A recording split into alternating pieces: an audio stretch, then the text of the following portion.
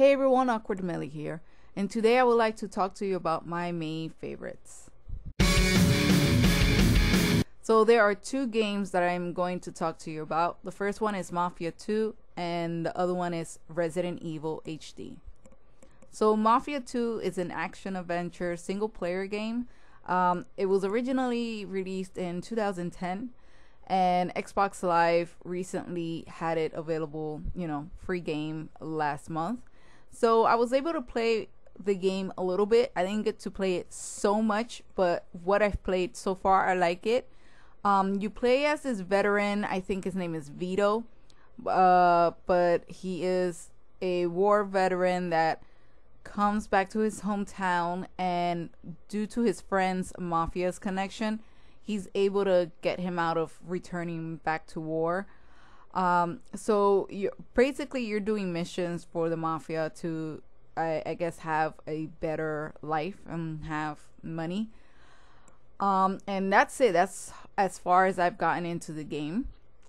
It reminds me so much of Saints Row or Grand Theft Auto, in the sense that, you're working for a gang and you're doing these bad things, stealing cars, in order to get what you want and get, some sort of income.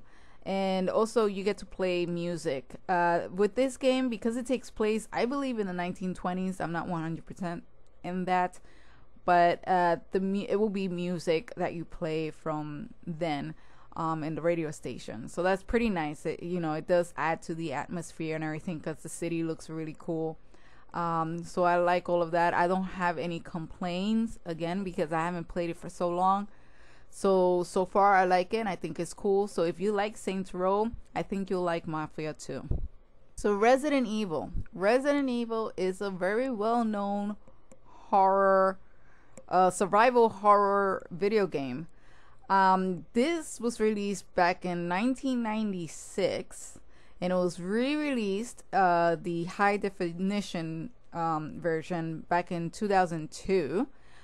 I recently bought Resident Evil, and the reason why I bought it is because I love horror, so I love horror movies and horror video games. And I was watching a gameplay, a group of guys playing this horror game, so it got me into the mood of playing a good horror video game. So I decided, why not Resident Evil, because I never ever got the chance to play it when it was released. So now that I can, or have the time, why not? And this game definitely lives up to the horror, because I still get scared playing this video game. There's jump scares and all that good stuff. So you play as, to my understanding, I'm doing this by memory, so bear with me.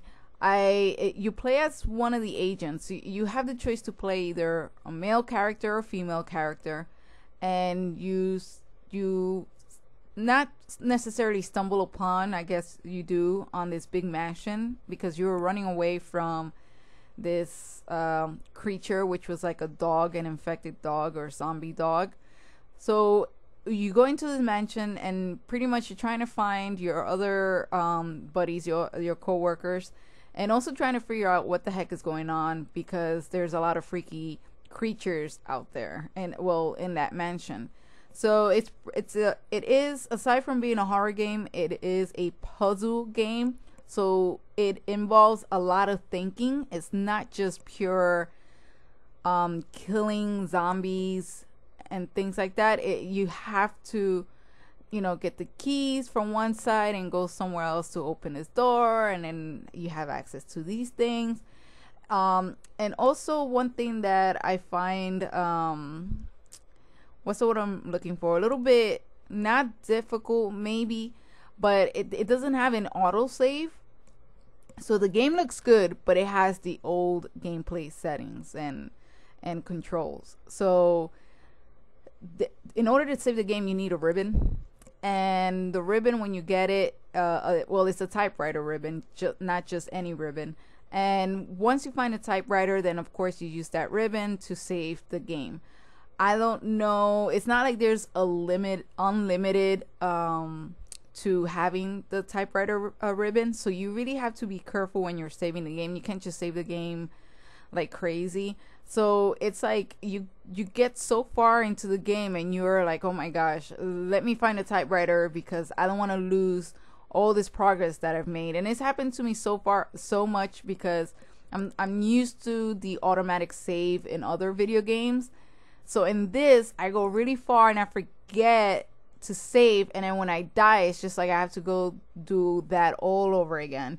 So yes, just make sure when you do something major, make sure to save, but you can't use a lot of the ribbon. You do have a chest that you store more stuff in there because you have limited items that you can carry with you.